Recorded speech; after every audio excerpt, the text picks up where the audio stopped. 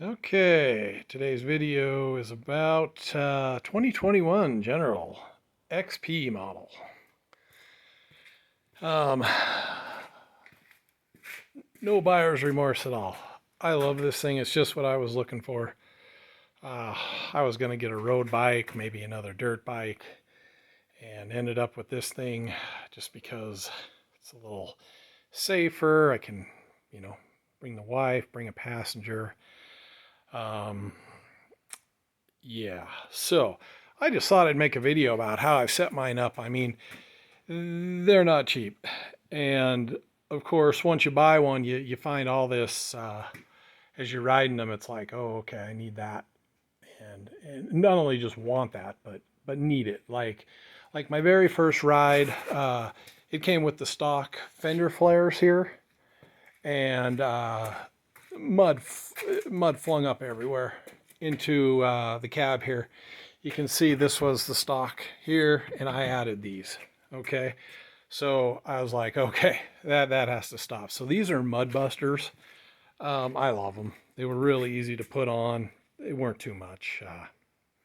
150, couple $100. I think they were a couple $100. Here's the one in the back here, and it came out. You can see just this far, so it doesn't fling it up in the front here. Let's see.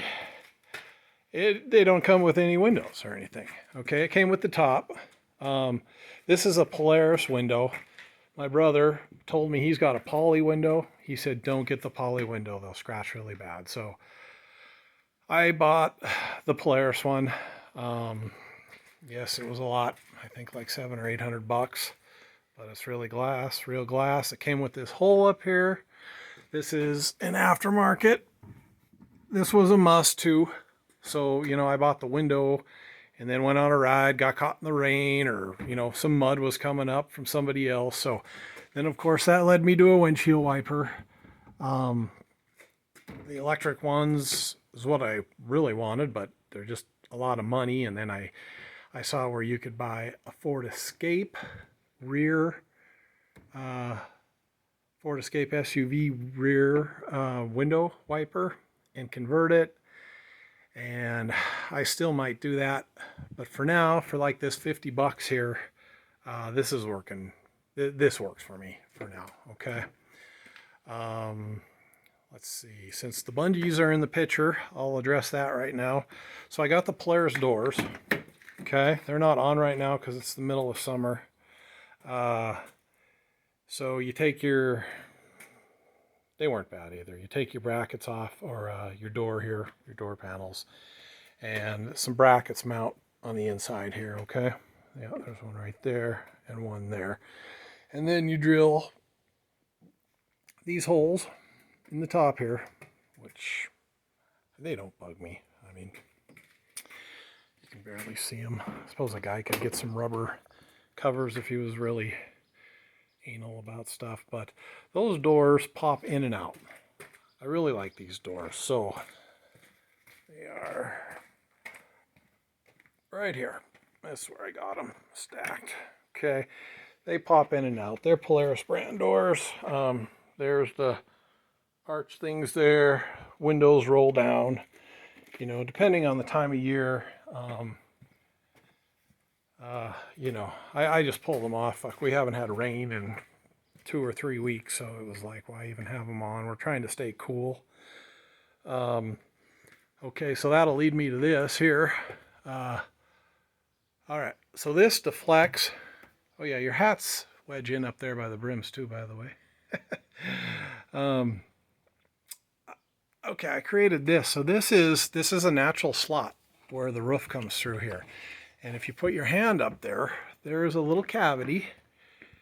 And what I did was cut, oh boy, of course. I don't know if you can see that. It's about a 2-inch, 1.5 by 3-inch hole. And the scoop of the roof grabs the air and shoves it in here. And I saw that it was throwing in some decent air, but it wasn't really hitting the passengers, or the people. So I created these little deflectors here, and it's just What is this stuff? Lexan. It's Lexan. So this is the stuff you can actually cut and drill without it cracking on you. And then I just put this piece of oak up here to hold these screws in. Mounted it right through there. It helps. It blows air right on the passengers.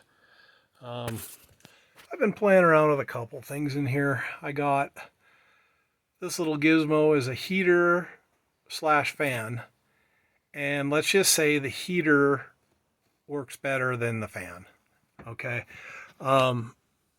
So I'm in Montana. It can get a little cold. I ran the cord down through here, and it plugs in to the outlet here. For just a little extra heat, it does make it a little more comfortable in here when I put the doors back on and seal it up. I've been playing around with a few things. There's a USB fan. The wife likes to run it on her, and she said it helps.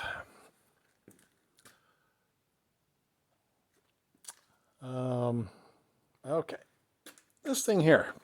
All right, if you ride on any kind of trails, I highly recommend a chainsaw of sorts.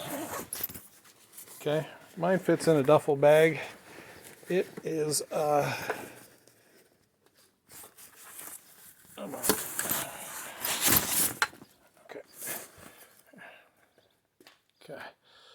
Makita. Okay, battery powered. It works great. Just make sure the batteries are charged. I mean, I've cut out some decent sized timber that stopped us from going any further and allowed us to continue to go on. While I'm on the Makita thing, I just like Makita. I'll bring you to the back here. So this is what okay, we used to race motocross, and this was a tub that I had in the trailer. I had two of these, and you know, I was trying to figure out where to put everything. So this tub, pretty good size, pretty durable.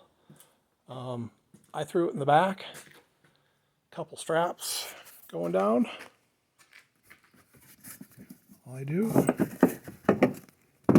leaves room for a chair too. We usually have a couple chairs in there.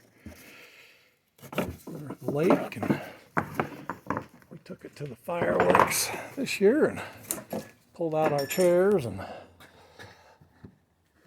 just worked good. Okay, so cute.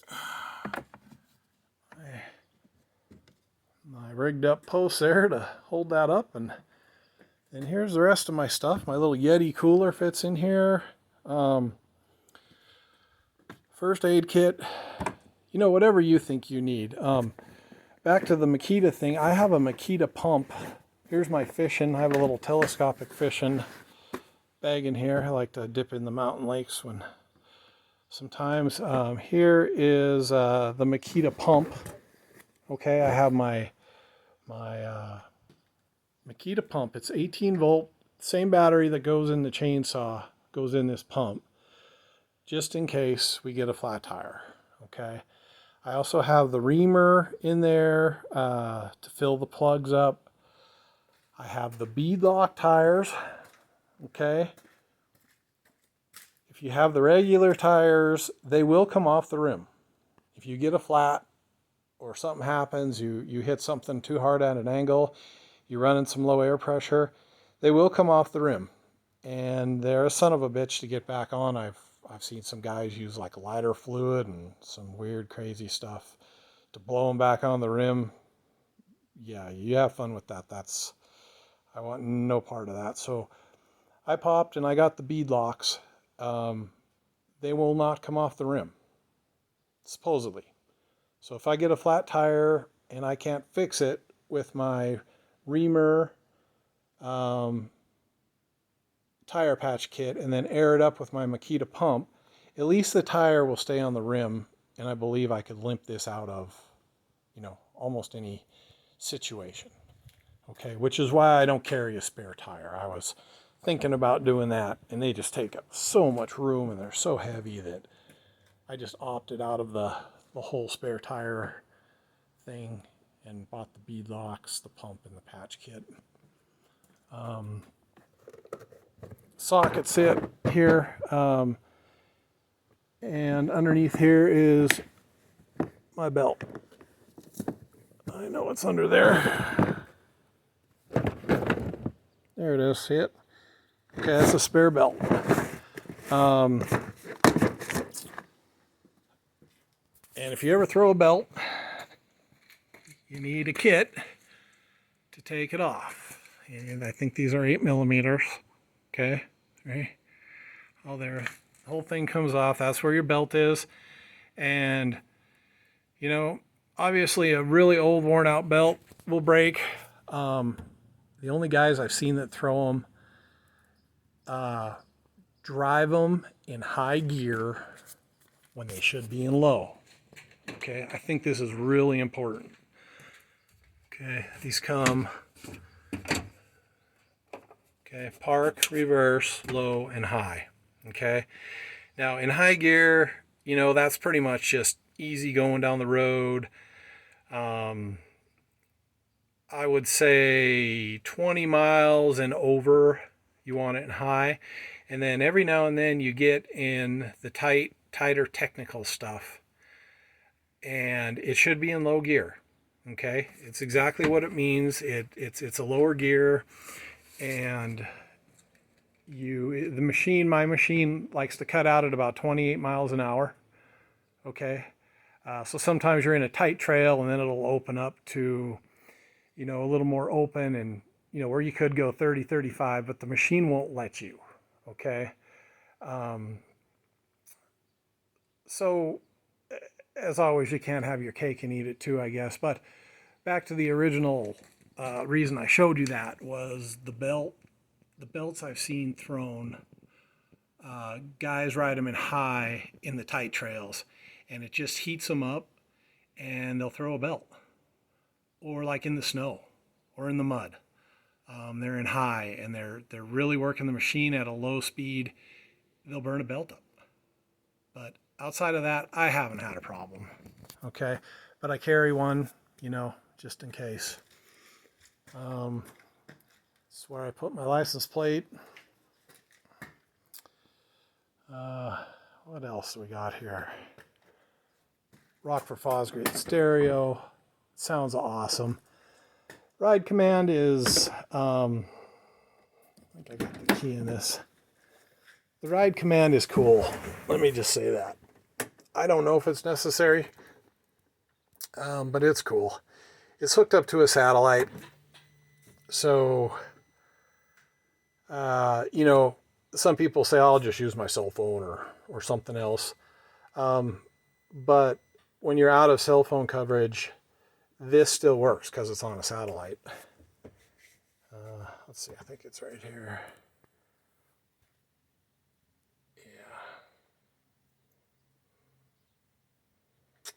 Yeah. And oh, there it goes. Okay. Yeah, see? So, give you guys my exact address. But, yeah, let's see here.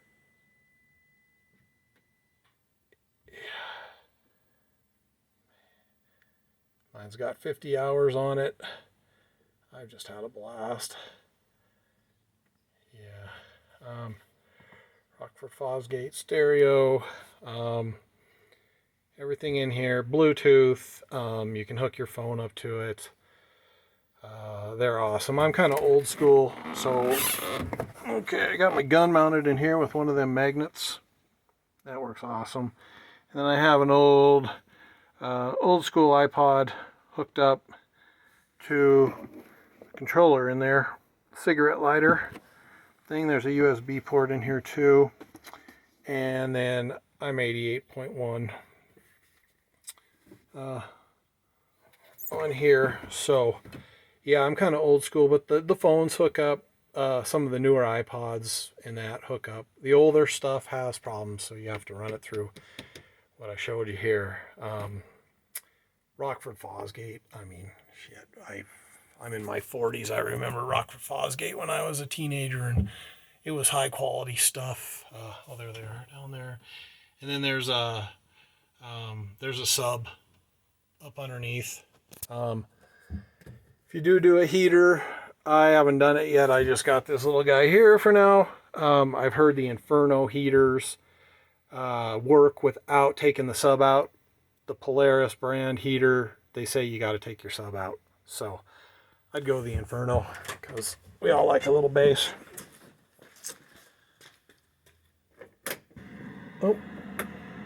Oh, back to this, the doors. Okay, when you put the doors on, there's a little clip on top of the door here when you shut it. And if you're transporting it or going pretty fast, I use these to clip onto the door. Okay, that's what those are there for.